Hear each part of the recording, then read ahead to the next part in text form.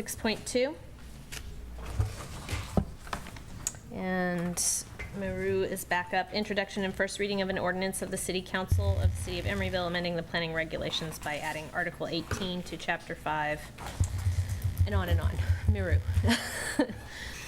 Okay, so again, this is a more of a cleanup proposal rather than anything of big substantive content. The California State Bill SB 2 obligates cities to establish a zoning district that allows emergency shelters as a land use permitted by right. It also requires supportive and transitional housing developments to be considered as residential uses subject to the same restrictions that apply to other residential uses of the same type in the same zone. The city's planning regulations are in compliance with the emergency shelters portion of the SB2, as shelters are allowed by right in the mixed use with residential south MERS zone. And the supportive and the transitional housing are included in the regulations under the residential use category. And what we are going to be doing here is a little bit of more refinement, and I will come to that in a minute. So one of the refinements to the emergency shelters is adding performance standards for shelters. And the reason why we are doing that is that the standards aim to ensure that if an emergency shelter is proposed, there is a mechanism to regulate the facility so that they are compatible with the surrounding users. So we are proposing a number of standards for these shelters, which are allowed by right in certain portion of our city. And these were arrived at by looking at standards in other cities, as well as talking to planners who have shelters existing in their cities. So one is regarding the number of beds. The one is requiring that there should be a waiting area of a certain size, room for outdoor activities, and the hours of operation in the outdoor spaces. There's a location requirement so that no shelter can be established within 300 feet of any other shelter, and distance between the two shelters, how they are to be measured. Oops. Oops.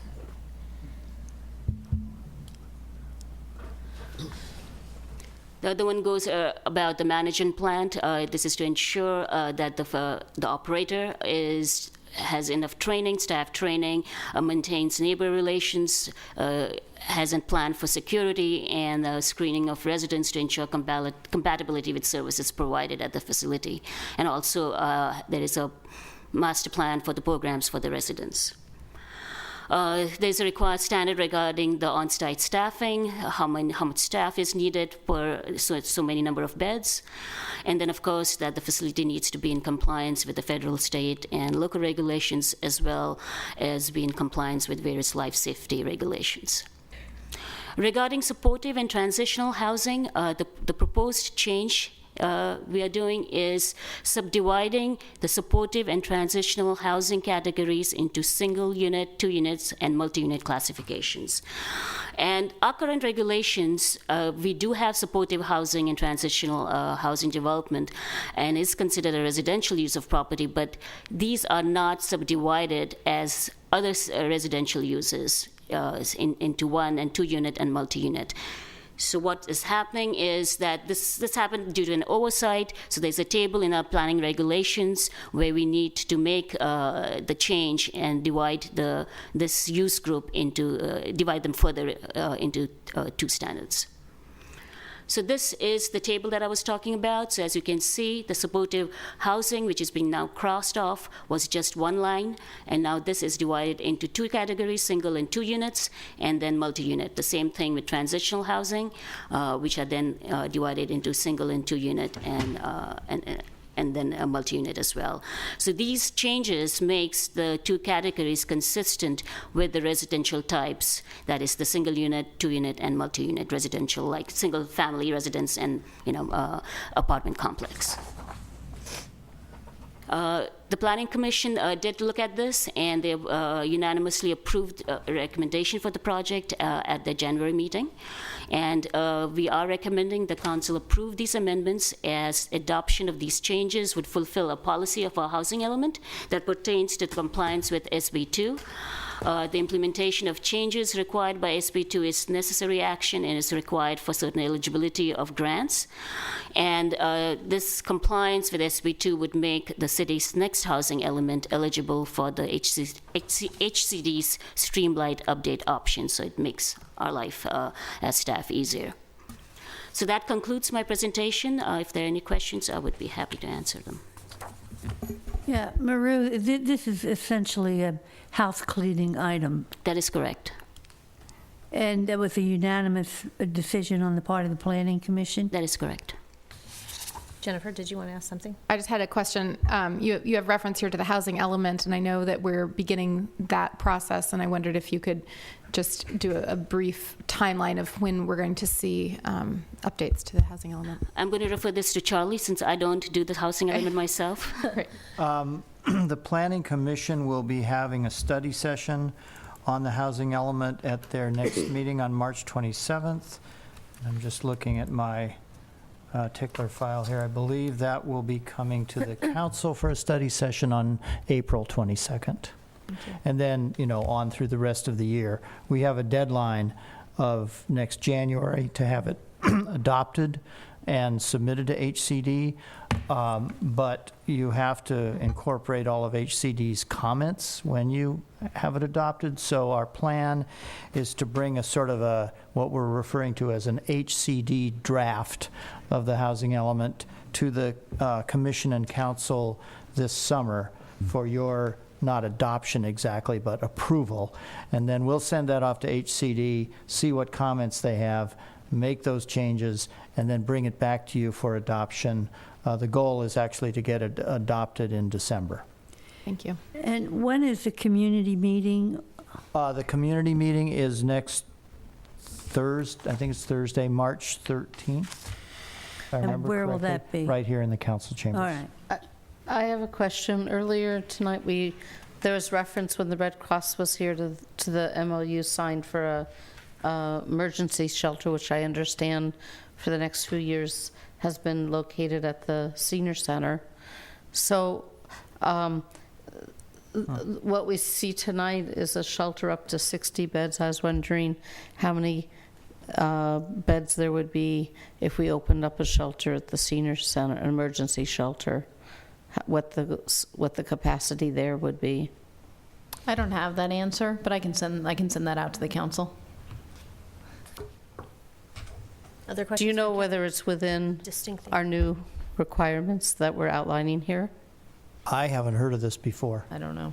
so can't really give you an answer now, but we'll have to look into it. I think if we pass this before we know whether the Red Cross designated shelter even fits this seems premature to me.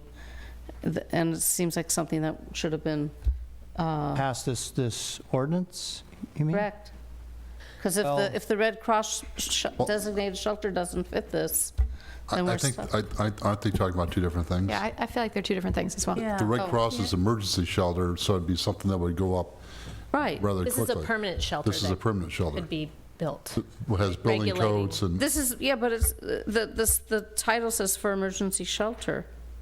I thought it was emergency for example, homeless individuals, Yeah. shelter for people who are on the streets. not in case of emergency, but emergency shelter. Can someone define emergency shelter for us? Is this We ordinance? can define, do you have the definition, Miroo? Just a second. There we go. It seems to me that if there were a disaster and you set up an emergency shelter, it's not something that we'd be permitting at that time. So, That's right. This is under more of a the, permanent. the definition in the planning regulations is emergency shelter is housing with minimal supportive services for homeless persons that is limited to occupancy of 6 months or less by a homeless person or family. Medical assistance, counseling, and meals may be provided. Correct. So it seems like it's really talking about homeless shelter It's really a homeless shelter, but or temporary shelter. As SB2 opposed to a disaster shelter. Right. Or, Exactly. SB2 calls it an emergency shelter, so that's the terminology we use. But it really is a homeless shelter. Move to read by title only. Is that definition included in the ordinance itself? The ordinance that's before you? No, because it's already in the planning regulations. Okay. I'll second it. Excuse me, we need to We do. need to open the public hearing. Anyone with comments on this item? Okay, with that, the public hearing is closed. It's been moved and seconded to Okay. read by title only. No objections, I take it? No No. objections. I'm sorry, no, my title only was. Excuse me. It was Davis and Brinkman. An ordinance of the City Council of the City of Emeryville, amending the planning regulations by adding Article 18 to Chapter 5 of Title 9 of the Emeryville Municipal Code concerning standards for emergency shelters and making modifications to Table 9-3.202 in Section 9-3.202, uses permitted, conditionally permitted, and prohibited concerning supportive housing and transitional housing. Move approval of the ordinance. Second. All those in favor? Aye. Aye. Aye. Okay. You ready to move on, Karen? Yeah, okay. We'll now move on to item 8.1.